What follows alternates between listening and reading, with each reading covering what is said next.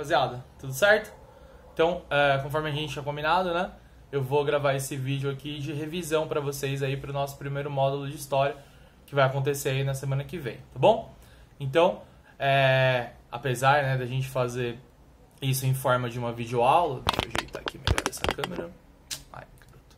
Então, apesar da gente fazer isso, né, como uma videoaula, qualquer dúvida que vocês tiverem aí, deixe nos comentários particulares, tá?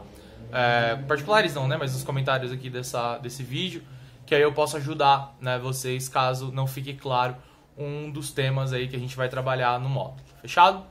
Então, como vocês devem ter visto lá, a gente vai ter como tema a independência do Haiti e as independências da América Hispânica, tá? Então, vou começar aqui retomando, né, algumas coisas que a gente estudou sobre o processo de independência do Haiti. Quando a gente fala da independência do Haiti, a gente precisa lembrar que ela está completamente relacionada com a Revolução Francesa.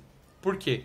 Porque lá na França, em 1792, durante o processo revolucionário francês, vai ser declarada lá, né, vai ser publicada, né, a Declaração dos Direitos do Homem e do Cidadão.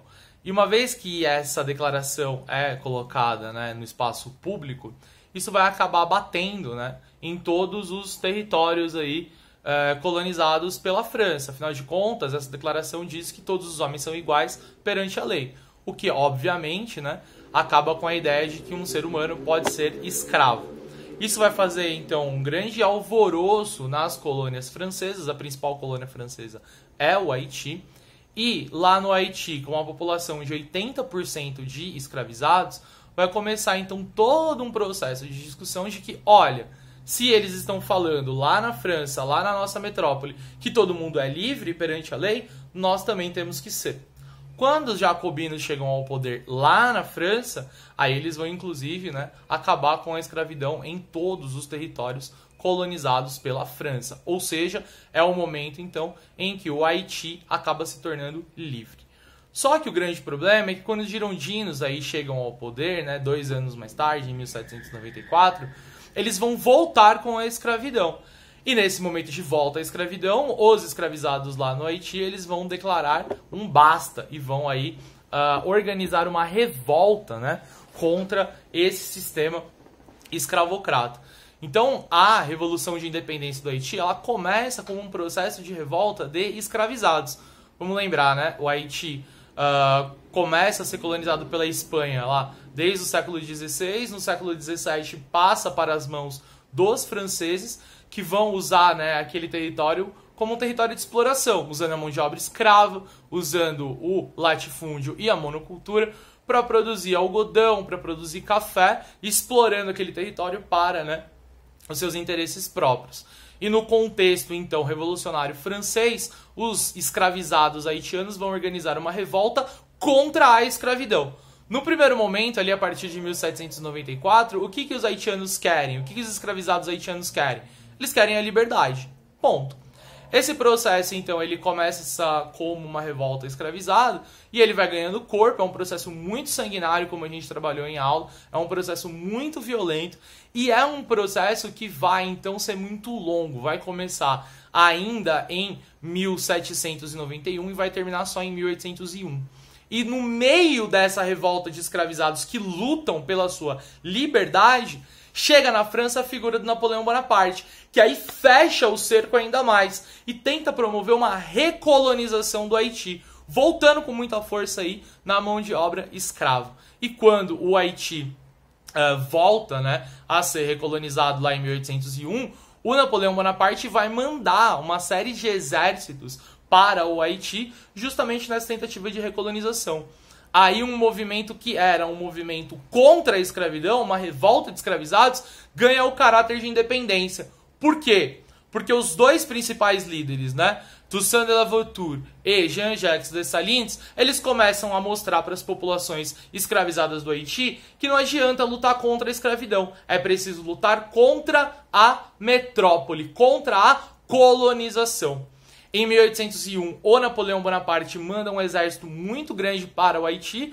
Os escravizados haitianos expulsam esse exército napoleônico das suas terras e em 1801 é declarada a independência do Haiti.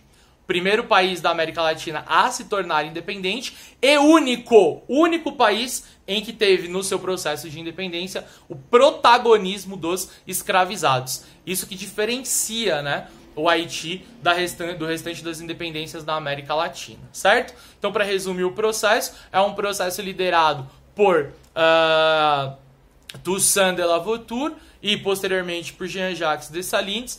É um processo, então, tem como característica ser um processo muito violento, começa como uma revolta de escravizados e termina como uma luta por independência, porque os escravizados percebem que ou eles se tornam independentes, ou então a escravidão vai continuar. E como peculiaridade do processo de independência do Haiti, a gente tem o protagonismo dos africanos escravizados, certo?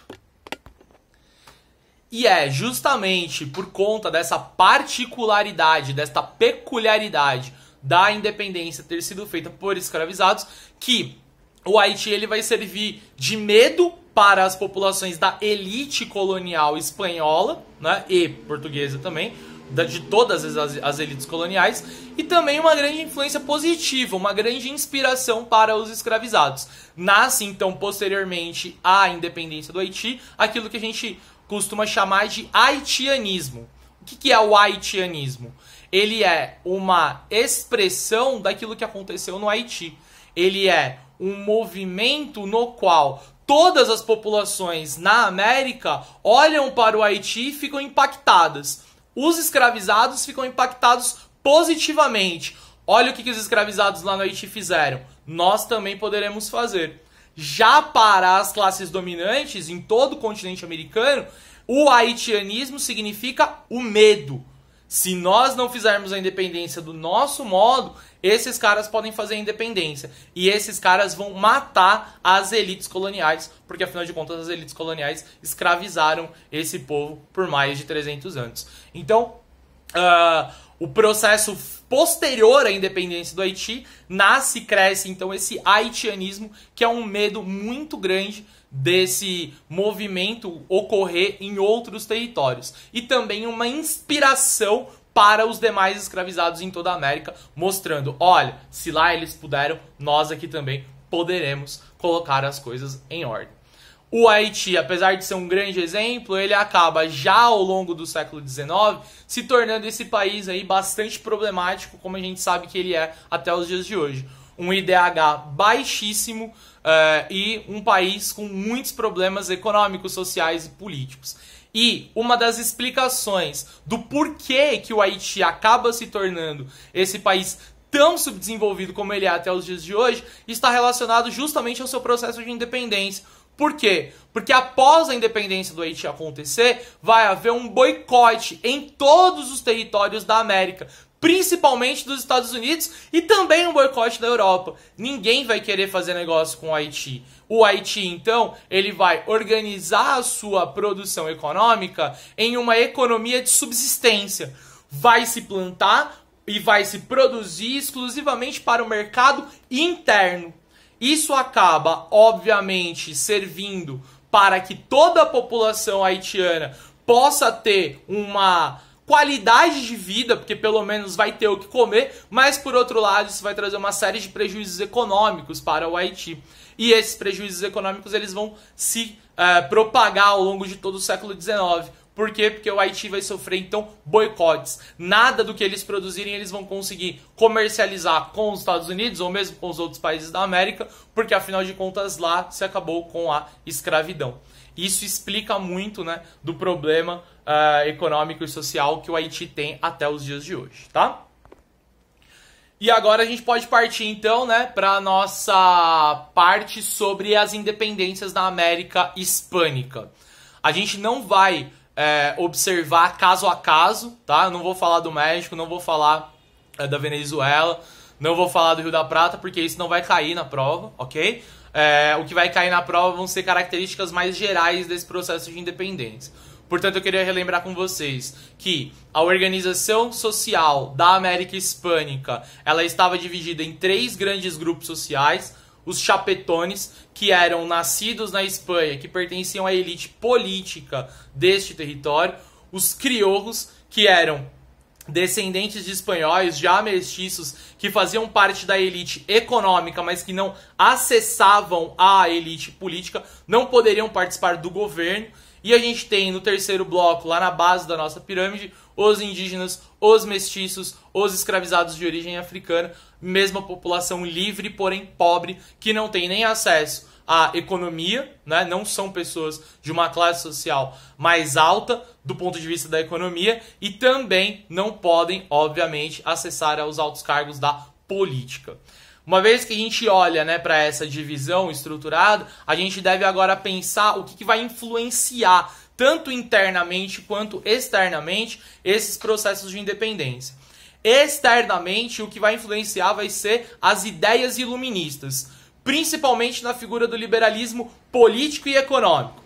O liberalismo político influencia nessas independências, por quê? Porque agora eles querem organizar a política da forma como eles quiserem, sem aquele modelo absolutista monárquico que a gente tem ali ao longo, né, do momento em que está colocado ali o Estado Nacional absolutista. Do ponto de vista do liberalismo econômico, o que querem as pessoas aqui na América?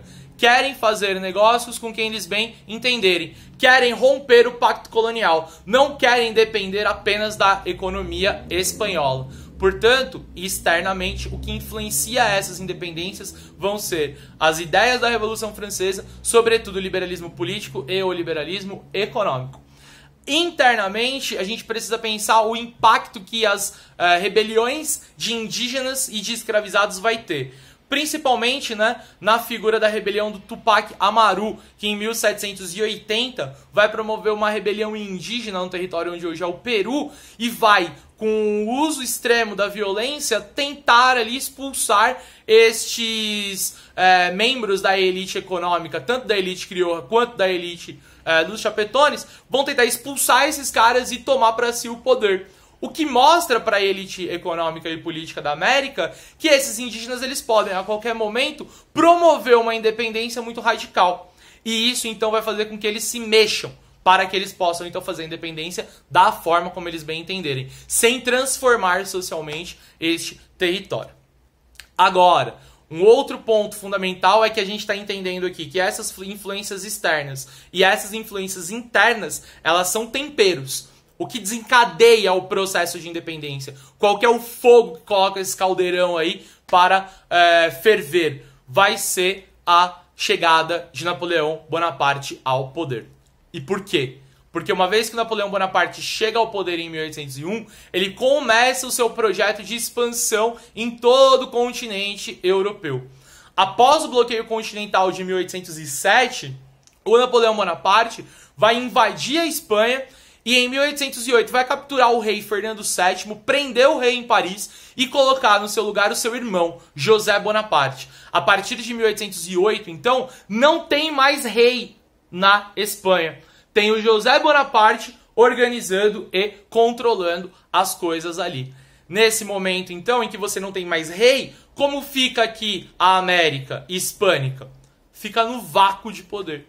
E uma vez que eles estão no vácuo de poder, eles começam a organizar as coisas como eles bem entenderem. Não tem mais a lealdade ao rei. O rei não existe mais. Uma vez que o rei não existe mais, não há por que obedecer. Em 1812 é feita, então, aquele primeiro embrião das constituições da América Hispânica, que é a Carta de Cádiz. E uma vez que em 1814 Fernando VII volta ao poder, porque o Napoleão Bonaparte começa, né, a sua derrocada lá na Europa, vai começar então um processo organizado pelo Fernando VII, rei da Espanha, de tentativa de recolonização do território americano.